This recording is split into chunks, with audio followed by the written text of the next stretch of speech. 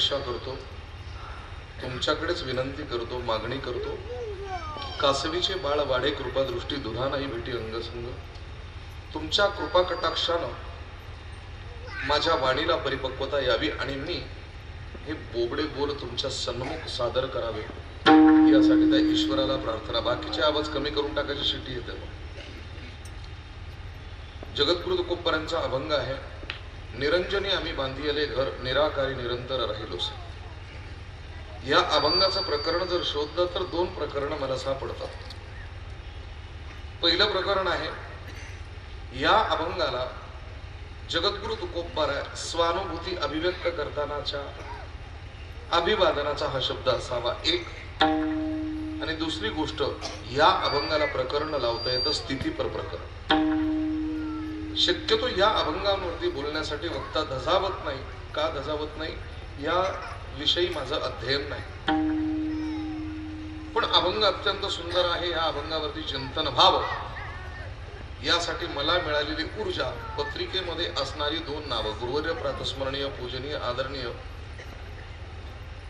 कुरेकर बाबा आणि गुरुवर्य प्रातस्मरणीय पूजनीय आदरणीय डॉक्टर महाराज, ही दोन नावं ज्या वेळेस मी पत्रिकेत वाचली तर माझ्यावर असणारी नैतिक जबाबदारी मी स्वतःच्या विवेकानं स्वतःवरती स्वीकारून घेतली. उत्तम प्रकारच्या नियोजनामध्ये उत्तम प्रकारचा श्रोता माझ्या सन्मुख आहे. या गोष्टीचा मला कुठलाही प्रकारचा दाखला नको. तुम्हा सर्वांचे चेहरे मी वाचल्यानंतरच या अभंगाला हात घातलेला. तसंही बघितलं तर वेदांत विषयक जे मी काही बोलतो त्याच्या व्यतिरिक्त बोलण्याचं धाडस माझ्याकडून होत नाही, कारण तेवढा अभ्यास माझा नाही. तर वेदांत हाच विषय माझा आहे. दुसरं बाकी इतरत्र मला काही जमत नाही, तेवढी माझी अक्कल चालत नाही. अभंगाच्या बाहेर बोलणं हे माझ्या गुरु परंपरेतील सद्गुरु प्रातस्मरणीय पूजनीय आदरणीय वैकुंठवासी वेद विद्यावाचस्पती जगन्नाथ अण्णा पवार यांनी शिकवलेलं नसल्या कारणानं आम्हाला अवांतर बोलण्याची सवय नाही. म्हणून थोडंसं रटाळ वाटू शकेल, कारण वेदांत हा विषय कदाचित लोकांच्या डोक्याच्या वरून जाणार आहे असं लोकांचा भ्रम आहे. पण डोक्यामध्ये उतरवण्याची क्षमता उतरवणाऱ्याकडे नष्ट होत चाललेली आहे, कारण त्याविषयी मी थोडंसं चिंतन करणारच आहे. पण अभंग अत्यंत सुंदर आहे. जगद्गुरु तुकोबाराय अशा अवस्थेवरती आहेत. निरंजनी आम्ही बांधिले घर निराकारी निरंतर राहिलोसे. हे नुसतं यमक जुळवण्यापुरतं काव्य नाहीये. अस्तोभम असंदिग्धता अल्पाक्षरतो विश्वतोमुखम सारग्रहण आणि दोष राहित्य ही अभंगाची अंग आहे. या अंगानं एखादं काव्य केलं, त्याला यमक जुळवलं की त्याला कविता असं म्हणतात. पण अभंग ही संज्ञा उत्पन्न होण्यासाठी एक अवस्था प्राप्त करावी लागते. त्या शब्दामध्ये बळ देण्यासाठी माता सरस्वतीचा आशीर्वाद लागतो, गणपती बाप्पाची बुद्धी लागते आणि ईश्वरासह आपल्या सद्गुरूची कृपा लागते. म्हणून जगद्गुरु तुकोबाराय ज्या शब्दानं व्यक्त होतात ते शब्द स्वतःचे नाहीये. साळुंकी मंजुळ बोलत असे वाणी शिकविता धनी वेगळाची. ज्यावेळेस जगद्गुरु तुकोबाराय बोलतात, कायम्या पामरे बोलावी उत्तरे परित्या विश्वंभरे बोलविले, म्हणजे माझे शब्द नाहीच आहे. पण या अभंगामध्ये शब्द जगद्गुरु तुकोबारायांचे आहेत, या मताशी मी ठाम. निरंजनी आम्ही बांधिले घर निराकारी निरंतर राहिलोसे अवघड अवघड शब्द आहेत, म्हणून अभंगाला जडपणा आहे असं नाही. या अभंगाचं वजनच यामध्ये आहे की जगद्गुरु तुकोबारायांची अवस्थाच वजनदार आहे. निरंजनी आम्ही बांधिले घर निराकारी निरंतर राहिलोसे अशा अवस्थेला मी राहिलो आहे की जिथे आकार नाहीये, उकार मकाराचा संबंध नाहीये, जिथे वर्ण नाहीये, जिथे रूप नाहीये, जिथे गुण नाहीये, अशा ठिकाणी मी घर बांधलं निरंतर राहील. निराभासी पूर्ण झालो समरस, जिथे काही भासतच नाही अशा आभासी स्वरूपामध्ये मी लीन झालेलो आहे, पूर्णतः समरस झालेलो आहे. निराभासी पूर्ण झालो समरस आणि शब्द अभंगामध्ये खंड ऐक्यास पावलो आम्ही. शक्यतो माझ्या गायक बांधवांना विनंती असेल, इथेच नाही सर्वांना, की अभंग ज्यावेळेस घेतला जातो तर तो अभंग शक्यतो गाथ्यातून घेतला जावा. कारण प्रिंटिंग मिस्टेक मध्ये खंडचं अखंड होऊ शकतं ना, अखंडचं खंड होऊ शकतं. आणि ते मोबाईल मध्ये अखंड आलेलं आहे. अखंड जर आलं तर अभंग सुटत नाही. सोडवण्याची नैतिक जबाबदारी नसलेल्या व्यक्तीला अखंड ठेवा प्रखंड ठेवा तरी सोडवतील. पण खंड हा शब्द आल्याशिवाय अभंगाची संगती लागत नाही, त्याचं गणित सोडवता येत नाही. कारण खंड तत्वातून आम्ही अखंड तत्वाला प्राप्त झालो, म्हणजे अखंडित स्वरूपातून खंड प्राप्त झाल्यानंतर पुन्हा अखंडित स्वरूपाला प्राप्त होणं ह्या अवांतरित अवस्था आहे. म्हणून खंड झालेल्या ऐक्याला आम्ही पुन्हा एकदा जुळलेलो आहोत. हे कशानं तर तुकोबाराय सांगतात, तुका म्हणे आता नाही अहंकार, झालो तदाकार नित्यशुद्ध. नित्य शुद्ध होण्यासाठी अहंकाराची असणारी जी अवस्था आहे तिला पार करून जावं लागतं, तिचं निर्धारण करावं लागतं. अभंग गोड आहे. अभंगावरती बोलण्यापूर्वी श्री क्षेत्र टाळगाव चिखली या ठिकाणी चालत आलेल्या ह्या अखंड हरिनाम सप्ताहच मी म्हणणार, कीर्तन महोत्सव म्हणणार. कारण बऱ्याच ठिकाणी अखंड हरिनाम सप्ताह असतात पण बघण्यासाठी मिळत नाही, ते म्हणजे ज्ञानेश्वरी पारायण. इथे ज्ञानेश्वरी पारायण तुम्ही करता आहात, त्यासाठी तुमच्या चरणावरती कोटी कोटी वंदन. कारण ज्ञानेश्वरी पारायण का करावं आणि ज्ञानेश्वरी पारायणाची जबाबदारी तुम्ही स्वीकारली, याचा अर्थ परमार्थ कुठल्या दिशेला. इव्हेंट खूप होतात महाराष्ट्रभर, मोठमोठ्या इव्हेंट मध्ये आम्ही सहभागी होतो, तिथे आमचं मन लागत नाही. तिथे हे असले अभंग घेऊन चिंतन करावं असं वाटतं. वेदांत विषय मांडता येत नाही, विचारसागर, वृत्ती प्रभाकर, पंचदशी आदी ग्रंथ सोडवण्याची आवश्यकता भासत नाही, कारण आम्ही इव्हेंटचं स्वरूप बघत असतो. इथे खरोखर त्या पावित्र्यानं हा अखंड हरिनाम सप्ताह सुरू आहे, त्याबद्दल मला समाधान वाटतंय. कारण ज्ञानेश्वरी पारायण का असावं, तर यासाठी थोडासा मी एक शब्द प्रपंच करणार आणि मग नंतर परिहारापर्यंत येणार आहे. पूर्ण जगामध्ये ज्या वेळेस 13,13,500 कोटी वर्षापूर्वी सूर्यामध्ये स्फोट झाला, एक ग्रह बाजूला तुटला, त्याचं नाव पृथ्वी. 450 कोटी वर्षापूर्वी या सृष्टीमध्ये ज्यावेळेस पाणी जन्माला आलं, पाण्यामध्ये सडण ही प्रक्रिया आली आणि त्यातून पहिला जीव जन्माला आला, मत्स्य, मासा, अमिबा असे स्वरूप आहे. दुसरा झाला उभयचर म्हणजे कच्छ. ही अवतार मालिका जी आहे असं समजा तुम्ही. त्यानंतर चतुष्पाद, त्यानंतर संकरित प्रजाती जन्माला आली, 2 जीवांच्या एकत्र येण्यानं त्याचं प्रतीक म्हणून नरसिंह. छोटे छोटे जीव जन्माला आले, वामन. पुढे जाऊन ज्या वेळेस त्याच शरीराला उत्क्रांत होता आलं तर भगवान परशुराम. कुटुंब व्यवस्था नावाची टोळी पद्धत आली, कुटुंब व्यवस्था जन्माला आली आणि योग्य प्रकारचं कुटुंब नियोजन व्हावं म्हणून कुटुंब नियोजनासाठी दिला जाणारा मार्गदर्शक धडा म्हणजे रामायण प्रभू रामचंद्र.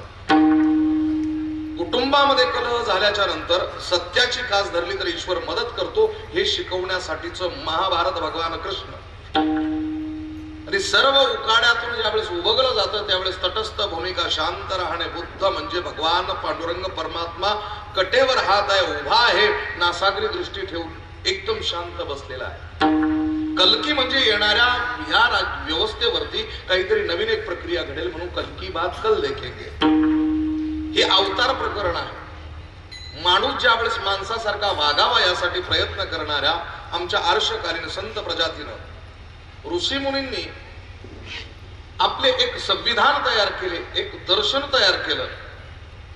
तर विद म्हणजे ज्ञान, या ज्ञानाच्या अनेक बाजू एकत्र आल्या, त्याचा वेद झाला. सप्त सैंधव परिसरामध्ये म्हणजे Nile valley civilisation, Amazon valley civilisation, Indus valley civilisation, या अशा 7 खोऱ्यातल्या संस्कृती एकत्र आल्या आणि सप्त सैंधव परिसरामध्ये पहिलं महासंमेलन झालं. या संमेलनामध्ये अनेक लोकांनी अनेक विचार टाकण्याचा प्रयत्न केला. काही साधक बाधक होते म्हणून एका व्यक्तीनं जबाबदारी घेतली आणि या सर्व विचारांना शब्दबंद केलं. नाव होतं महर्षी वेदव्यास. 4 ऋषी मदतीला घेतले, वैशंपायन सारखे, आणि 4 भागामध्ये हे वाटलं गेलं. त्याला म्हणतात वेद. ऋग्वेद, यजुर्वेद, सामवेद आणि अथर्ववेद. हे 4 वेद ज्यावेळेस निर्माण झाले तर 4 वेदांमध्ये नेमकं काय आहे हे समजण्यासाठी काही दार्शनिकांनी पुढे आले आणि आपली मतं मांडायला सुरुवात केली. ऋग्वेदावरती भाष्य केलं ऐतरेय उपनिषदानं. लोकांना ओरडून सांगितलं प्रज्ञान ब्रह्म, ज्ञान हेच ब्रह्म आहे. यजुर्वेदावरती भाष्य केलं बृहदारण्यक उपनिषदानं, अहम ब्रह्मास्मी, मीच ब्रह्म. सामवेदावरती भाष्य केलं, छांदोग्य उपनिषदानं तत्वमसी महावाक्य दिलं, आणि शेवटी अथर्ववेदावरती भाष्य केलं ते मांडोक्य उपनिषदानं, आणि लोकांना सांगितलं की आयम आत्मा ब्रह्मा, 4 प्रकारची ब्रह्मा आहे. एवढ्यावरती थांबायचं नाहीये. उपनिषद कोणी येऊन त्याच्यावरती मत मांडू लागले. उपनिषदांची संख्या वाढली, 4 चे 10 झाले. दशोपनिषद मुख्य 11 झाले.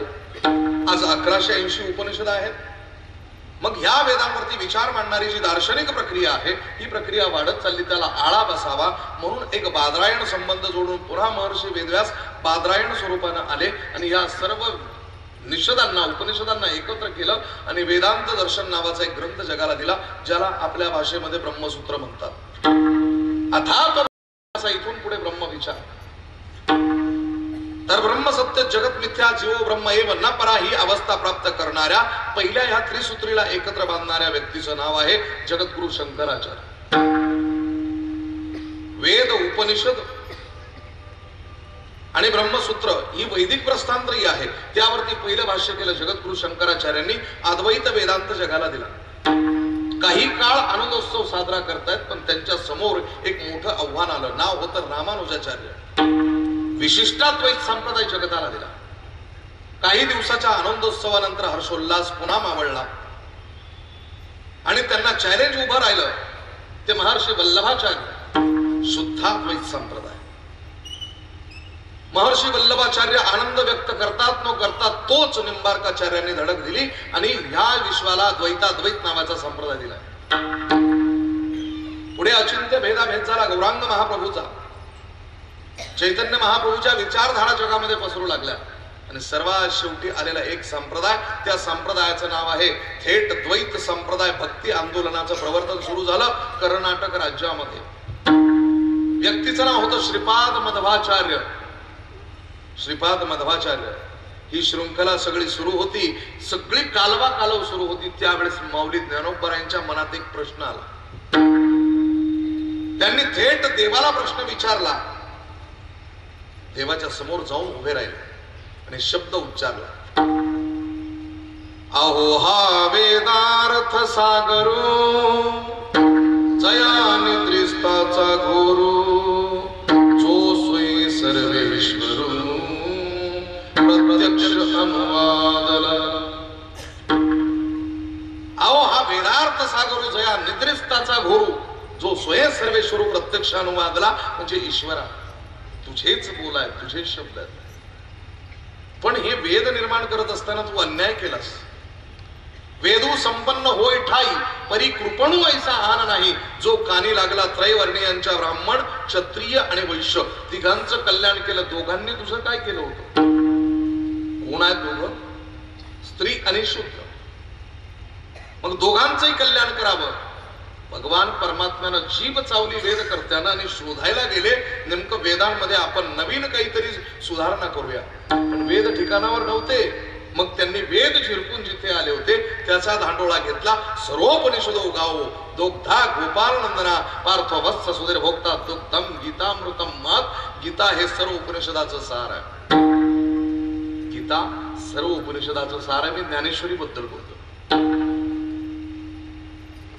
विठ्ठलपंत गोविंदपंत कुलकर्णी गोत्र वत्स प्रवर 5 माध्यंदिनी शाखा. माऊली ज्ञानोबरांचे पिताश्री. जे काही कर्म त्यांच्याकडून घडलं होतं ते कर्म विधिवत नाहीये, धर्मांच्या घालून दिलेल्या नियमांना अनुसरून नाहीये. ह्या गोष्टीचा राग येऊन आपल्या मुलांना पुन्हा धर्मात घ्यावं आणि प्रतिष्ठेचं जीवन जगता यावं म्हणून साकडं घातलं गोपदेवांकडे. गोपदेवांच्या नावे 26 ग्रंथ आहेत. प्रकांड पंडित. विदर्भातील वर्धा जिल्ह्याचं वैभव. पैठणला खूप मोठे न्यायाधीश म्हणून होते. त्यांच्या समोर वाद गेला. एका क्षणात त्यांनी सांगितलं, तुमच्या मुलांना शुद्ध करायचं असेल तर आधी तुम्ही शुद्ध व्हा. घृतकुंभ संभव याग झालेला आहे, आम्ही नाही बघितलं. तुमच्या देहाला विटाळानं हा देहच नष्ट करून टाका. देहांत प्रायश्चित्त दिलं. विठ्ठलपंत गोविंदपंत कुलकर्णी आपेगावी आले. रुक्मिणी आईसाहेबांना सांगितलं असं असं घडलंय. रुक्मिणी आईसाहेब म्हणतात तुम्ही जाताय तर मला सती धर्माचं पालन करण्यासाठी माघारी येऊ द्या. माघारी जायचं ठरलं. संध्याकाळ होण्याची वाट बघू लागले. निवृत्ती दादा आणि ज्ञानदेव दोघांनाही त्यांच्या निर्वाणा संबंधानं निर्गमना संबंधानं सर्व काही इत्थंभूत माहिती होतीच. हे सर्व घडत असताना या दोन भावंडांच्या चेहऱ्यावरची उदासी, जर जाताना माझ्या आई वडिलांच्या काही इच्छा पूर्ण जर राहिल्या तर आम्ही त्याला जबाबदार राहू, म्हणून जोपर्यंत काळ आमच्या हातात आहे तोपर्यंत आम्ही त्यांची इच्छा पूर्ण करावी. पण निवृत्ती दादाची बोलायची हिंमत होत नव्हती. मुक्ताईला आपल्या मांडीवर घेऊन वारंवार पटापट मुके घेत होती रुक्मिणी माता. सोपान काकाला कुरवाळत होती. त्या लहान लेकरांना काही समजत नव्हतं. डोळ्यात साठवून घेत होती. आजच्या मध्यरात्री नंतर माझे हे कोवळे चेहरे माझ्या नजरेसमोर येणार नाहीये म्हणून वाटेल तितकं प्रेम आपल्या मुलांना देत होती. निवृत्ती दादा वेगळ्याच विवंचनेत आहे.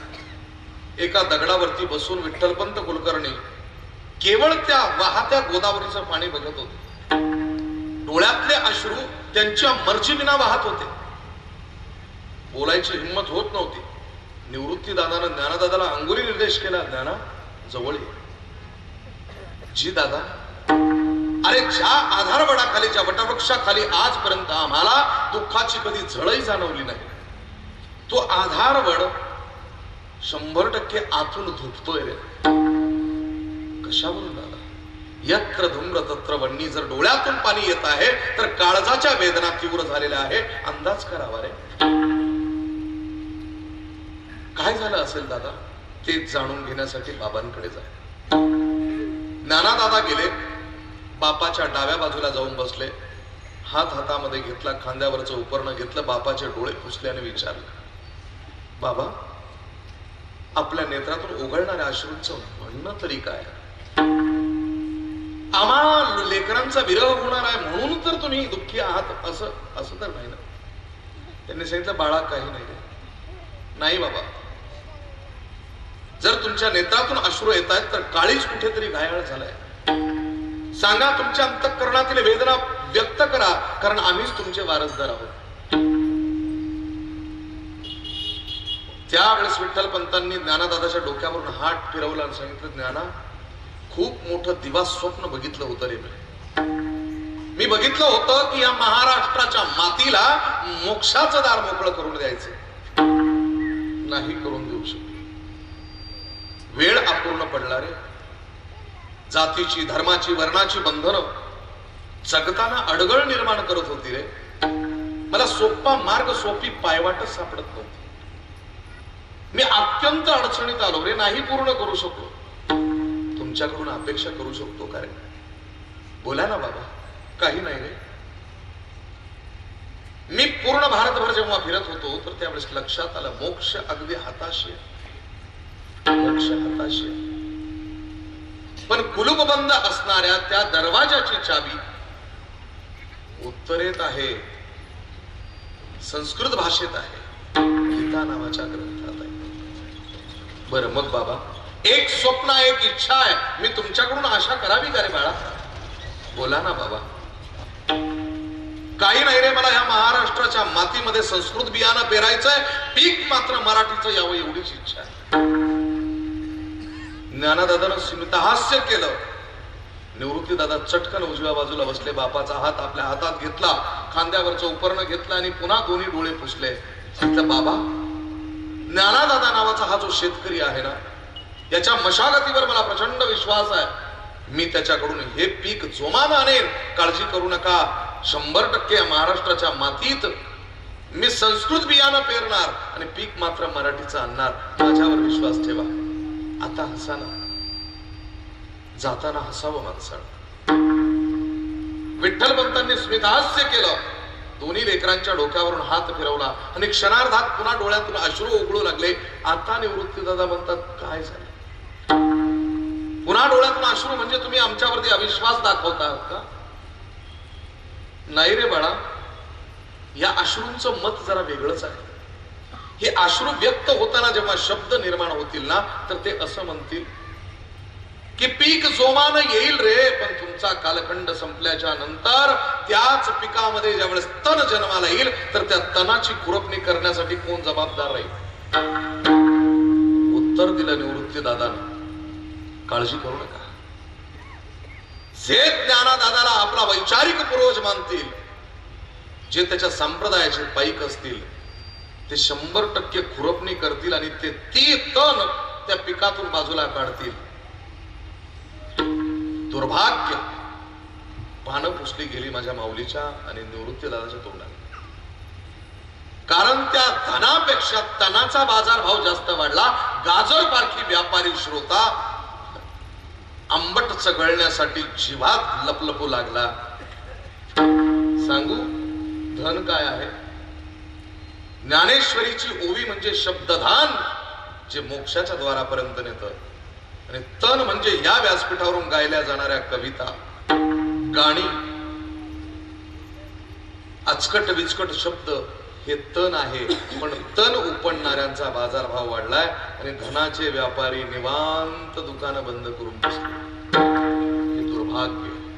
शब्द जरा शेलका आहे, जाणण्यासाठी कठीण आहे, पण मनातल्या वेदना ज्या वेळेस मी माऊली आणि तुकोबरायांच्या भूमीच्या मध्यवर्ती ठिकाणी मांडतोय, तर दोघांनी त्या जाणून घ्याव्या, कृपा करावी माझ्यावर आणि या व्यासपीठावर, की या व्यासपीठाचं पावित्र्य पुन्हा माघारी यावं. याच भूमीमध्ये माझ्या माऊली ज्ञानोबरायांचं कर्म तुम्ही पूर्ण करता आहात. माऊली ज्ञानोबरांनी सांगितलं, बाबा तुम्हाला शब्द दिला होता. विचारलं, सदानंद बाबा थोरवे नावाच्या व्यक्तीने विचारलं, माऊली तुम्ही गीतेवर भाष्य लिहितात? नाही. मग गीतेचा अर्थ काढतात? नाही. गीतेवरती टीका लिहित आहात? नाही. मग आहे त्या गीतेला मराठी अलंकारानं सजवतं.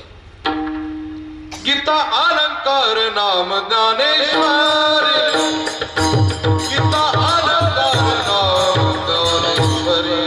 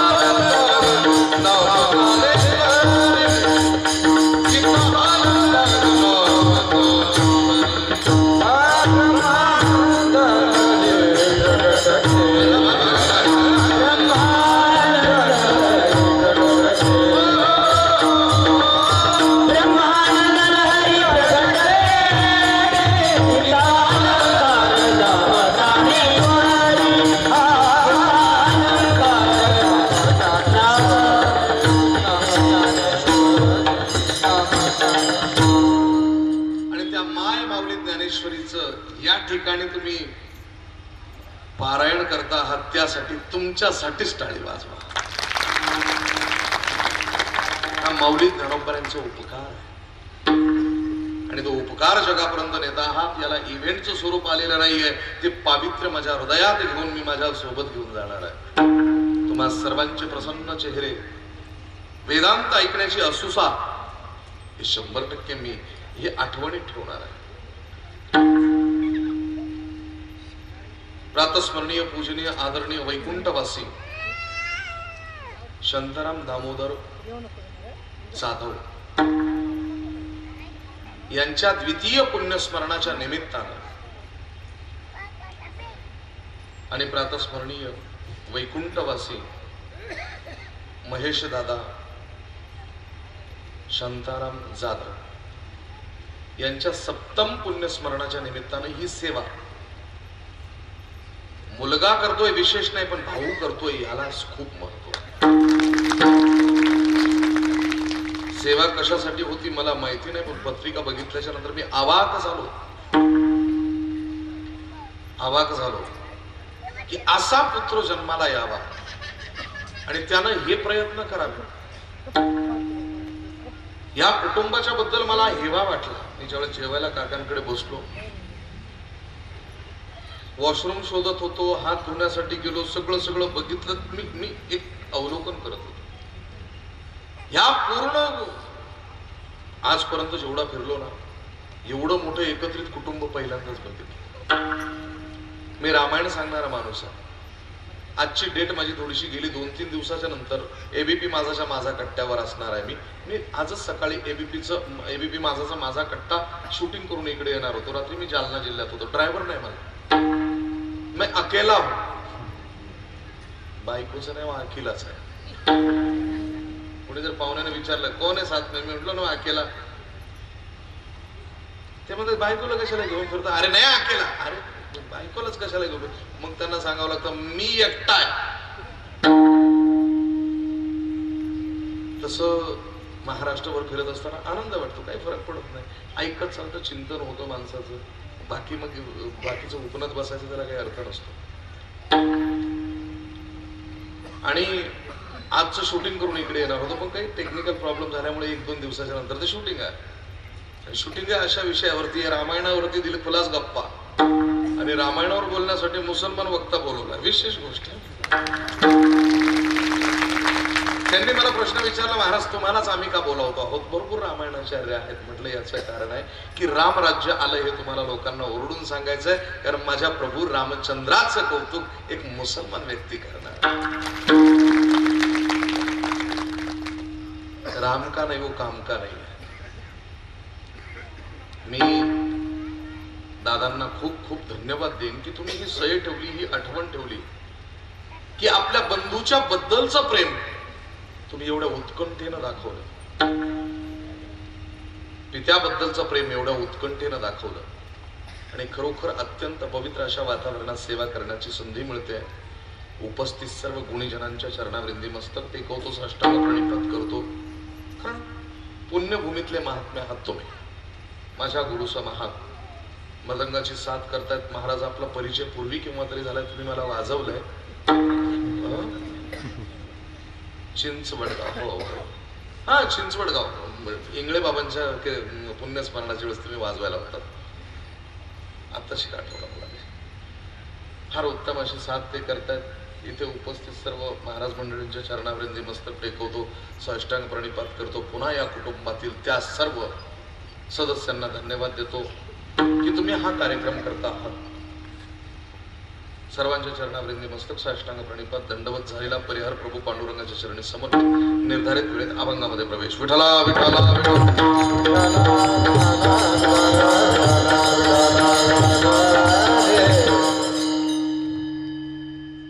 अष्टावक्र गीता आहे. अष्टावक्र गीतामध्ये आचार्य बंदी अष्टावक्राशी चर्चा करतात.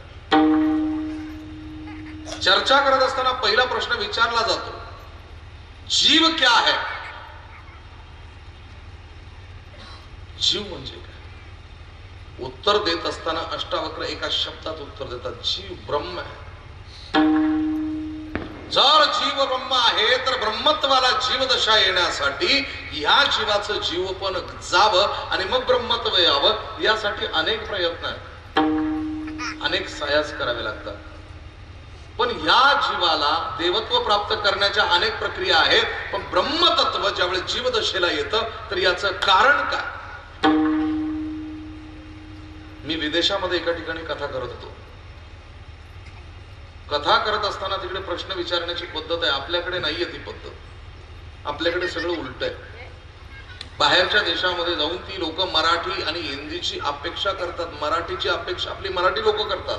वक्त्यानं येऊन इथे मराठी बोलावं, पण मराठीच्या महाराष्ट्रामध्ये मराठी लोकांना मराठी समजत नाही, हिंदीतले उरावर आणावे लागतात. हे दुर्भाग्य आहे. इव्हेंट तरी का 14-15 वर्षाच्या मुलीनं मला प्रश्न विचारला. त्या मुलीने मला विचारलं, स्वामी जी मेरे एक सवाल का जवाब दीजिए, क्या भगवान होते हैं. म्हटलं हाँ बेटा होते हैं. तो किस रूप में. म्हटलं आपको किस रूप में चाहिए. पंचदशीचं प्रमाण आहे, रूपम रूपम बभुवासौ प्रतिरूपित श्रुती ही उपमा सूर्य इत्यादी सूत्र यामा सूत्रकृत चराचरामध्ये तो बसलेला आहे. मी ब्रह्मसूत्राचं प्रमाण दिलं. आता एव चोपमा सूर्य का दिवत. सूर्याच्या किरणासारखं ब्रह्म व्याप्त आहे. अजून काय काय माऊलीचं प्रमाण दिलं. सर्व घडी राम देहा दे, सर्व घडी राम देहा दे, सर्व घडी राम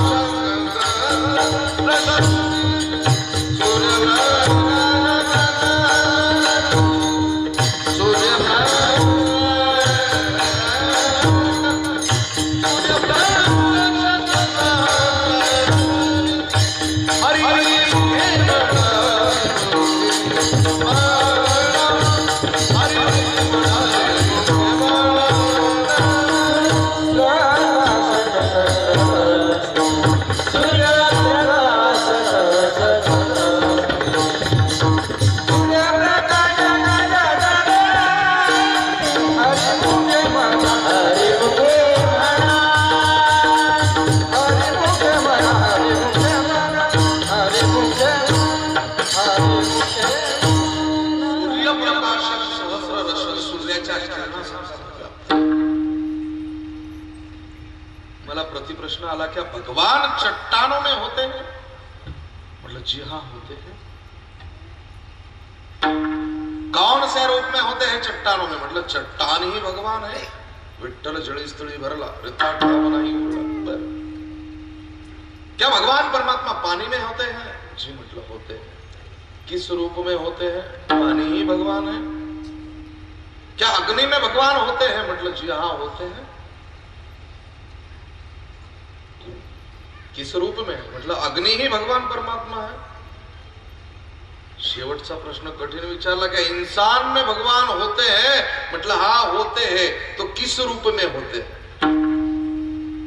काय उत्तर द्यावं? अस्थि चर्म मांस मेद मज्जा, आत्मा हृदय मन बुद्धी चित्त अहंकार, श्रोत्रम चक्षु स्पर्शनं च रसनं घ्राणमेव च अधिष्ठाय मनश्चाय किंवा आणि नाना प्रकारचे प्रमाण। काय द्यावं उत्तर? काय द्यावं? तो कुठे नाहीये। कहाँ हूं मैं, कहाँ नहीं हूं मैं। दिलं होतं एका ठिकाणी गेलं, मैं हवा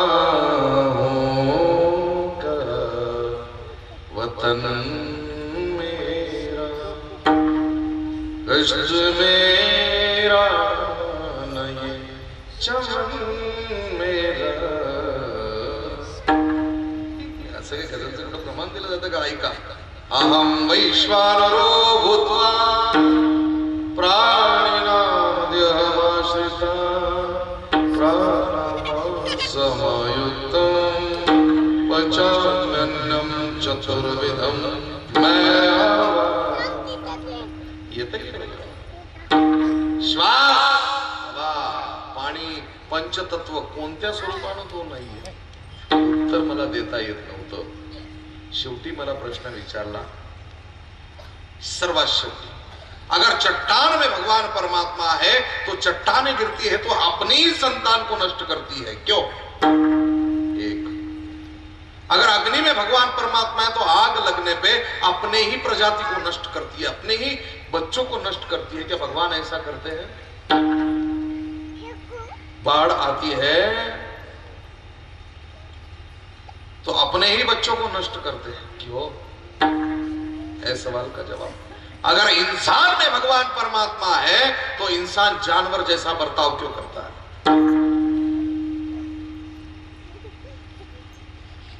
प्रचंड वेदना झाल्या आळंदीतून बाहेर निघताना, मातृ उदरातून निघताना जसा त्रास होतो तसा त्रास होत झाला, कारण त्या माऊलीच्या विठाला विठाला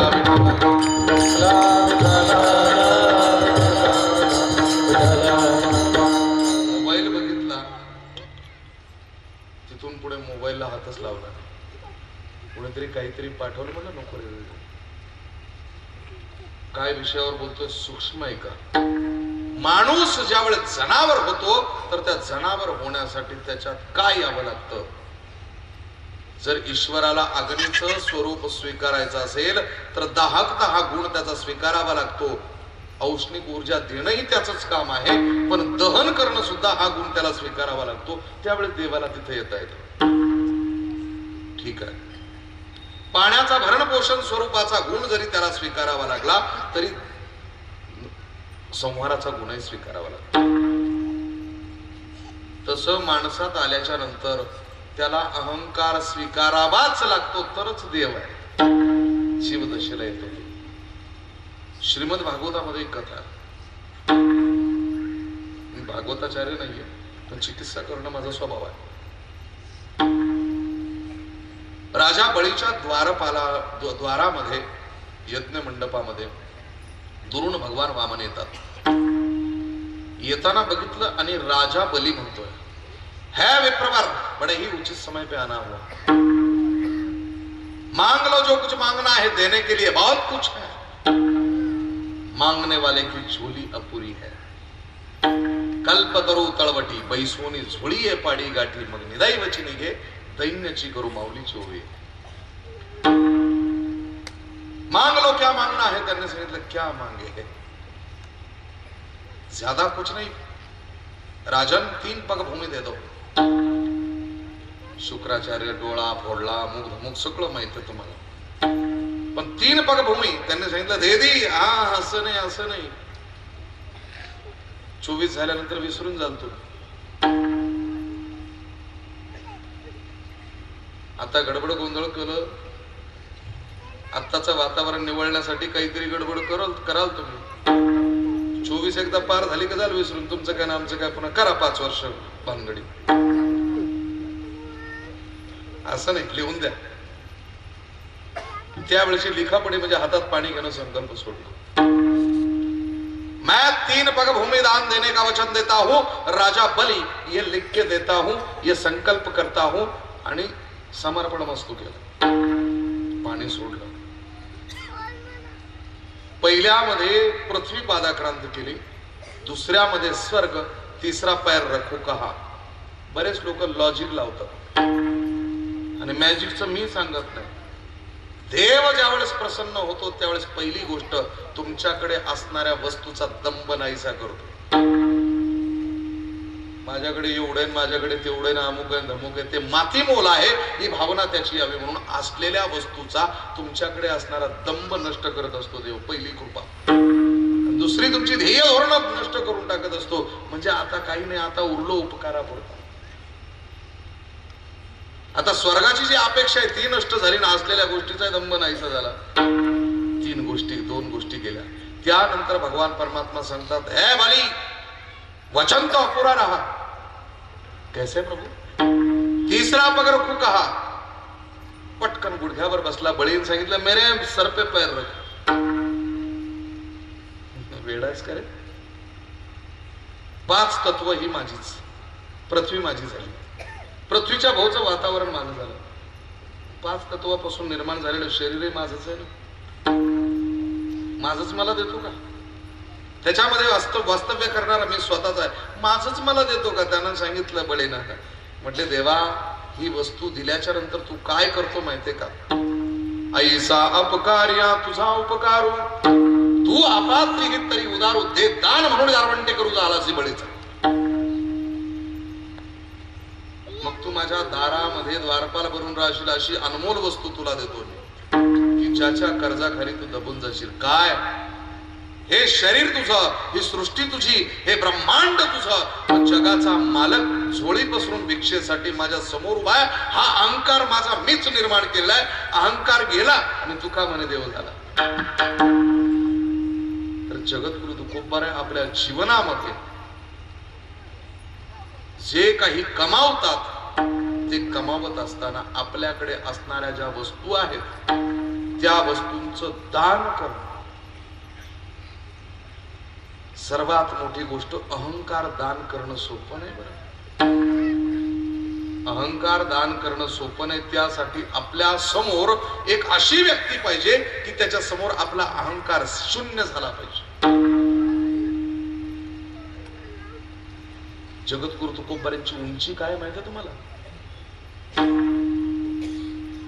गोटविन लाळ ब्रह्मज्ञान गोटविन लाळ ब्रह्मज्ञान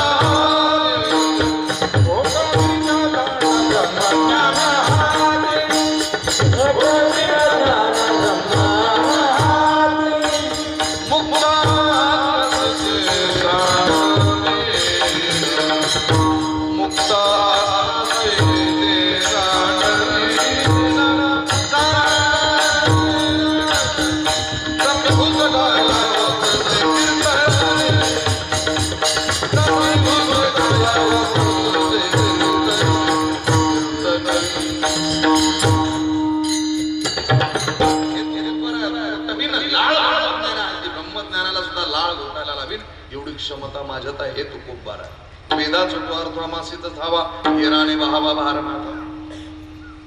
एवढी सात्विक का होईना ताकदीची भाषा जगद्गुरु तुकोबारा जर करत असतील तर तुकोबारा केवढे मोठे.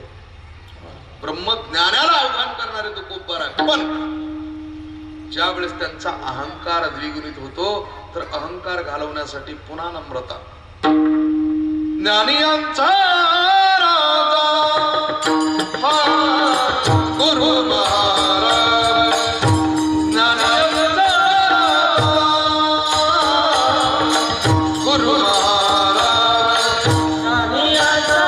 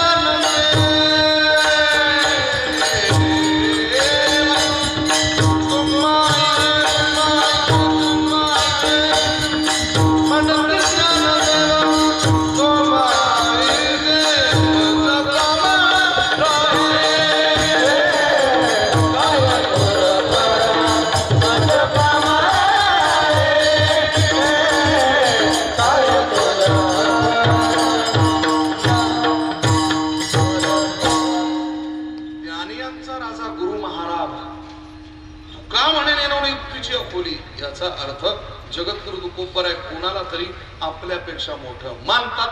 अहंकार केला, अहंकार केला. ज्ञानोबर आहे. कोण आहे तो? ज्ञानराज माझी योग्याची माऊली. तुम्हाला वाटतं तुकोबर योगी नव्हते? तुकोबरांचा योग माहितीये तुम्हाला? योगाचे ते भाग्य क्षमा आधी दमा इंद्रिय अवघी भाग्य येते घरा देव सोयरा झालिया. अभंग शोधून घ्या. याचा अर्थ जगद्गुरु तुकोबार सांगतात देव सोयरा होतो पण इंद्रियांचे दमन कशाला? देहीच विदेही भोगुदशा. हे म्हणणारे जगद्गुरु तुकोबार आहे. ते म्हणतात हो, ज्या वेळेस मी ज्ञानी होतो तर अहंकार येणं साहजिक होतं. ज्यावेळेस मी योगी होतो त्यावेळेस अहंकार येणं साहजिक होतं. अहंकार म्हणजे या शरीराला मिळणारी अतिरिक्त ऊर्जा, जी ऊर्जा आमची एका निश्चित ठिकाणावरती गेल्यानंतर आमची साथ सोडून देते. मग त्या ऊर्जेचा उपयोग काय? ज्या धनाचा अहंकार करायचा ते धन इथेच आहे. ज्या नातलगांचा अहंकार करायचा ते इथेच आहे. ज्या संपत्तीचा अहंकार करायचा ते इथेच आहे. ज्या पद प्रतिष्ठेचा अहंकार करायचा ते इथेच आहे. या सगळ्या गोष्टींची जाणीव झाली. माऊली ज्ञानोबारांकडे बघितलं आणि माऊली ज्ञानोबारांकडे बघून ज्यावेळेस समर्पित झाले जगद्गुरु तुकोबार आहे, सरेंडर केलं, त्यावेळेस ते सांगतात नाही नाही, मी अशुद्ध झालो होतो कारण अहंकारानं या सर्व गोष्टी मला चिकटल्या होत्या माया स्वरूपानं. पण तो अहंकार बाजूला गेला आणि मी शुद्ध झालो. अभंगाचं शेवटचं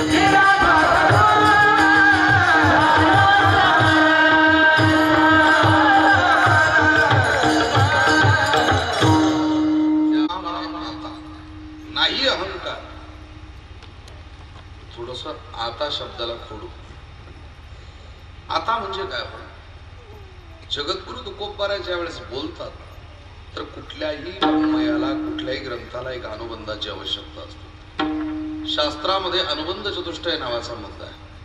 स्वज्ञानेन प्रेरयति इति अनुबंध. हा स्वतःच्या ज्ञानानं प्रेरित झाल्यानंतर दुसऱ्याला प्रेरित करण्याच्या प्रकाराला अनुबंध म्हणतात. प्रकार 4 आहेत: अधिकार, संबंध, विषय आणि प्रयोजन. अधिकारामध्ये विवेक, वैराग्य, श्रम, दम, तितिक्षा, उपरती, श्रद्धा, समाधान, मुमुक्षुत्व आदी गुणांच्या युक्त असणाऱ्या व्यक्तीनं आपली मतं जगाच्या समोर मांडावी. ठीक आहे. तुकोबारायांचा अधिकार काय माहिती तुम्हाला? आता.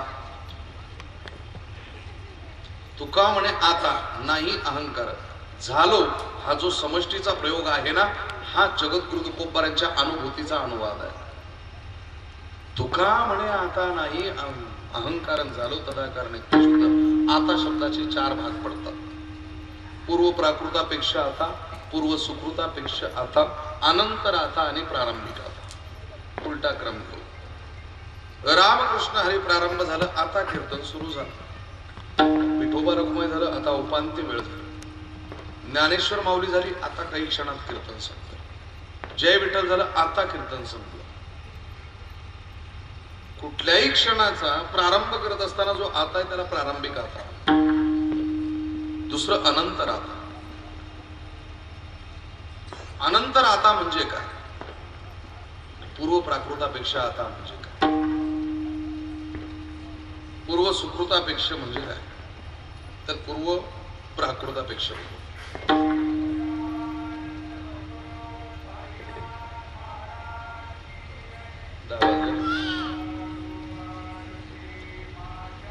विठला विठला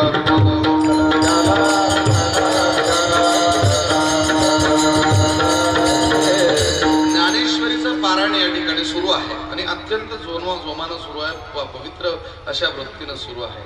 ज्ञानेश्वरी पारायण कोण करते? कोण आहे? गुरुजी करतात. आता बघा, सुरुवात केली जाते. सुरुवात कशी केली जाते? ओम श्री गणेशाय नमः. श्री स्वर गेला त्याच्या तानपुरा लावा. ते कसं ताल गाया तो बाल गाय, पण सर्ग सुर गाया तो सर्ग गाया.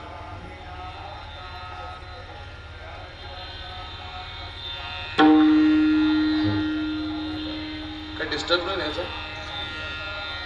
विठला विठला विठला.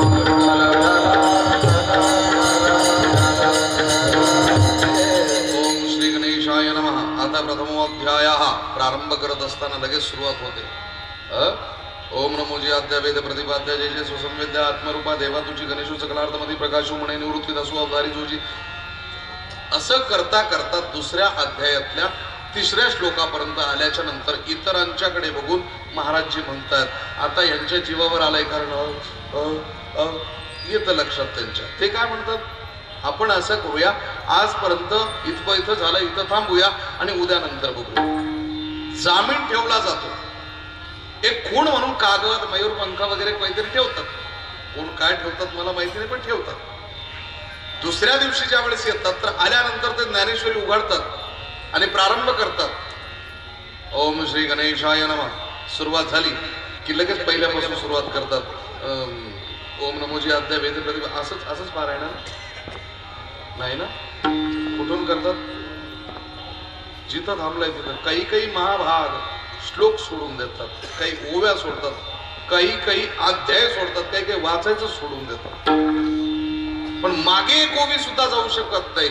जर पुढचं वाचायचं तर पहिलं गृहीत धरून आणि मग पुढचं वाचायचं. याला पूर्व प्राकृतापेक्षा आता असं म्हणतात. या जन्माला जे भोग येतात हे भोगत असताना, या जन्माला येणारे जे भोग आहेत ते भोगत असताना समान तिथीवरती वेळेला जन्माला आलेली 2 मुलं वेगवेगळं भाग्य घेऊन जन्माला येतात. त्याचं कारण काय? पूर्व सुकृतापेक्षा आता गेले कर्म झाले, त्याची भोग आले वगैरे प्रमाण माहिती. आणि अनंतर आता खूप मोठा दृष्टांत आहे, पण जास्त काही सांगत नाही. जे काही घडलं ते विसरून जाऊ. गंगेला घोडं झालं, आता पुन्हा नव्यानं पुन्हा सुरुवात करू. त्याला म्हणतात अनंतर. तुकोबारायांचा आता एका विशिष्ट अवस्थेवरती पोहोचल्याच्या नंतर जातो. त्या अवस्थेला म्हणतात स्थिती. काय म्हणतात स्थिती. ही स्थिती काय माहिती तुम्हाला? तुकोबारांनी जर ठरवलं ना एका क्षणात राम म्हणता रामाची होईची पदी बैसोनी पदवी घ्यायची, तरी पण जगद्गुरु तुकोबारांची एक अपेक्षा, घेईन मी जन्म यासाठी देवा तुझी चरण सेवा साधावया. याचा अर्थ काय? ह्या मनाच्या झालेल्या आंदोलित अवस्थेचं चिंतन आहे. तुकोबारांनी ठरवलं ना, नुसतं एकदा जर म्हटलं ना राम म्हणता रामाची होई राम म्हणता रामाची होई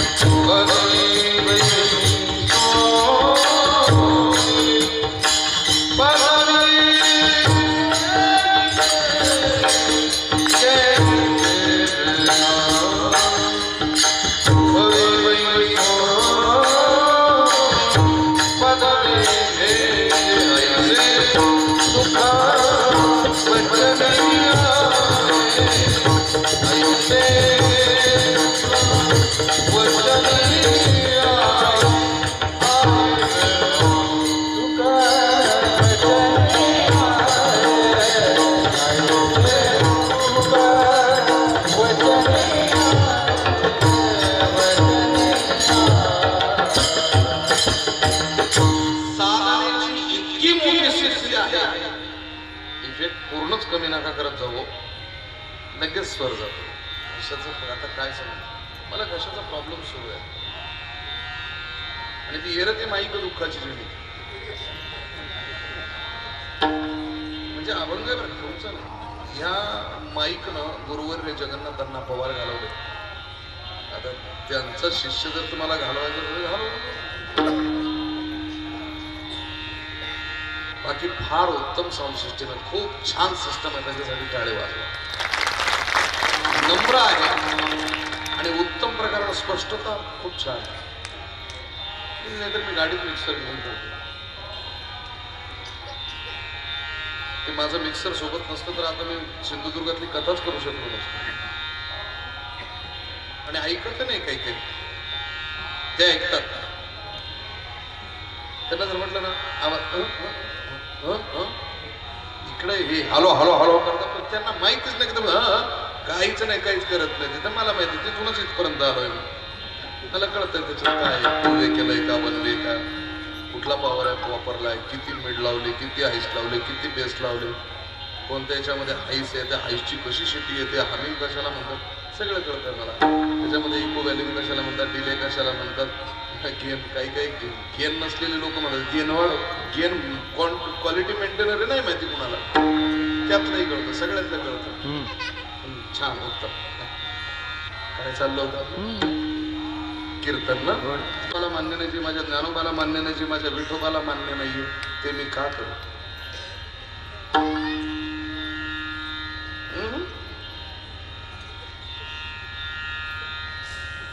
म्हणून वेदांत हा महत्वाचा विषय. कीर्तनाचं पावित्र्य जपलं तर गादी प्रसन्न होते. जेवढं सायलेन्स तुम्ही बसलायत ना, कोणाला बोलायची गरज पडली का गप्प बसा म्हणून. मी तर मनोमन असं ठरवतो, देवा ज्या दिवशी माझ्या कीर्तनामध्ये एखाद्याला वाटेल की विक्षेप करावा, आणि विक्षेप जर झाला तर चुका म्हणे ते कीर्तनी विक्षेप ह्याची काही आम्हाला नाही करत. माझ्या कीर्तनात लोकांना वेदांत पटतो, आवडतो, पचतो. आमच्याकडे भांडवल नाही ना, कोण अभ्यास करत बसेल.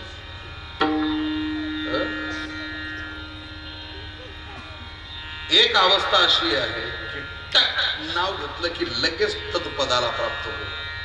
पण तत्पदाला प्राप्त झाल्यानंतर मागे काय करायचं? पुन्हा आनंद कधी घ्यायचा या देहाचा?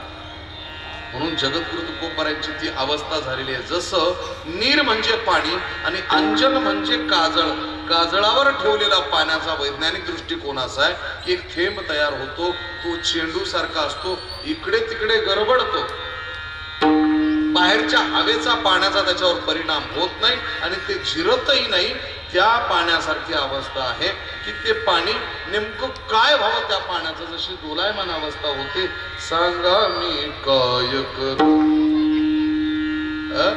ही अवस्था होते. तसं नीर म्हणजे पाणी आणि अंजन म्हणजे काजळ. काजळावर टाकलेलं पाणी जसं अस्थिर असतं, फिरत असतं, तसं त्या पाण्याला काय करावं कळत नाही. तसं तुकोबाराय सांगतात, मी काय करू. अरे तो ईश्वर आहे, त्या ईश्वराची प्राप्ती करायची, सगुणाची की निर्गुणाची, ज्याला आकार आहे की निराकार आहे मला माहिती नाही, पण माझं अजून अरेखित स्वरूपाचं जे चिंतन आहे, अरेखित स्वरूपाचं जे स्वप्न आहे ते अर्धवट ठिकाणी मी ठेवलेलं आहे आणि त्या ठिकाणी मी दृढ झालेलो आहे. अभंगाचं पहिलं चरण.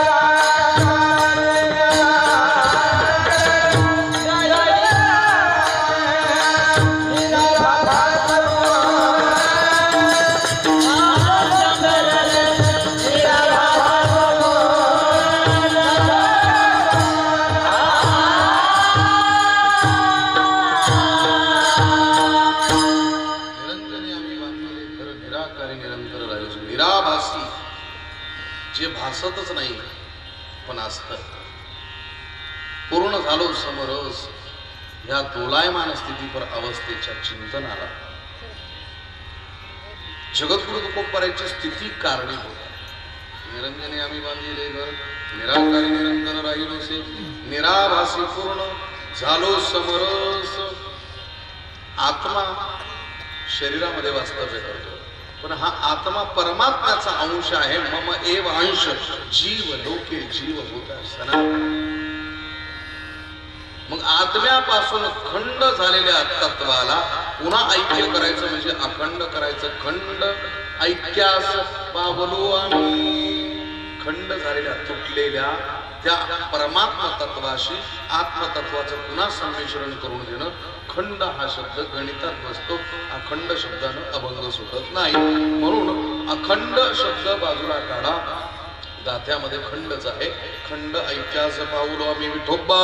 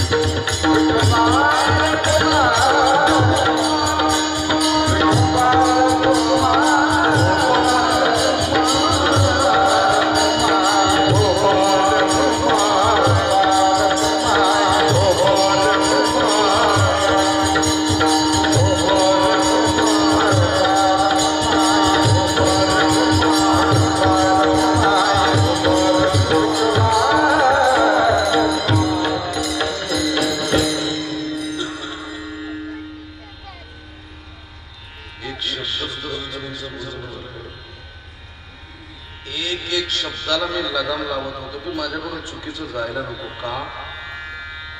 तर ही भूमी जगद्गुरु तुकोबारायांच्या आणि माऊली ज्ञानोबारायांच्या कुशीत. इथं ऐकणारे किती तज्ञ असतील, पण मला वाटलं माझा भ्रम दूर झाला, कारण तुम्ही पहिलंच कीर्तन ऐकताय आयुष्यात ना.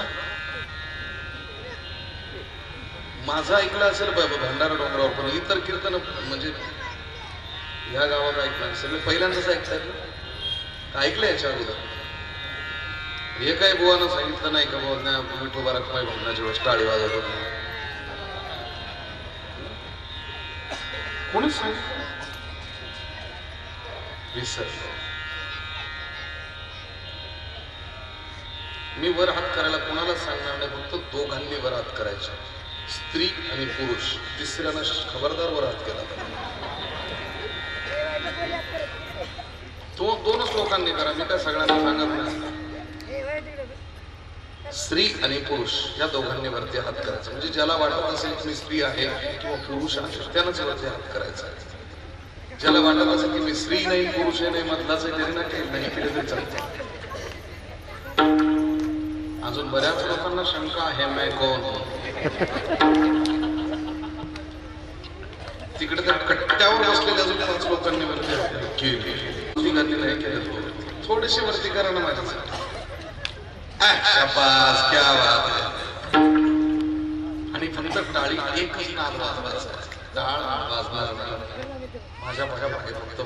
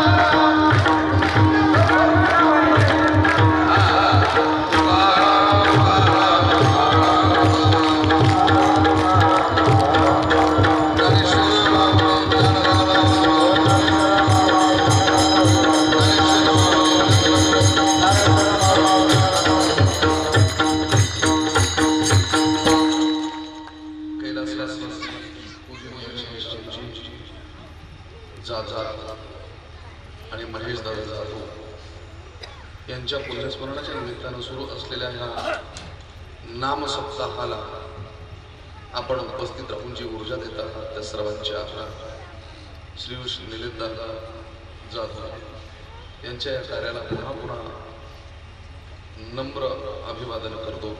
सर्व आयोजक संयोजक सहकार्यांना धन्यवाद देतो. तर रात्रीचे बरोबर 10:30 वाजलेले आहे. आकाशवाणीच्या नाशिक केंद्र तुम्हाला सर्वांची अनुमती घेत आहे. एकदा भजन करू. विठ्ठल जय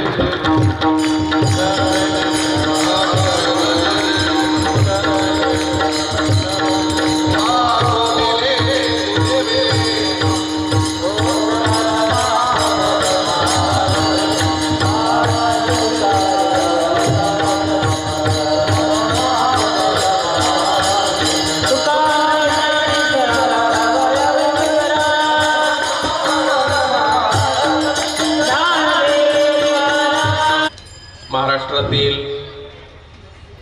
कीर्तनकार असणारे हरिभक्त परायण रामायणाचार्य श्री हबप जलाल महाराज सय्यद यांनी उत्कृष्ट असं कीर्तन केलेलं आहे। मी महाराजांचा सन्मान करण्यासाठी सौ कविताताई संदेशा लाट अध्यक्ष राष्ट्रवादी महिला अध्यक्ष आहेत, त्याचप्रमाणे परमेश्वर आल्हाट, राजेश सेठ बोराटे, कमलाकर बालघरे, तानाजी आबा हजारे, मधुकर शंकर जाधव, गुलाबराव लोखंडे आणि पोपटराव मोईकर या सर्वच मान्यवरांना विनंती करतो की आदरणीय महाराजांचा सन्मान करण्यासाठी आपण व्यासपीठावर उपस्थित राहायचं आहे। चला लवकर चला।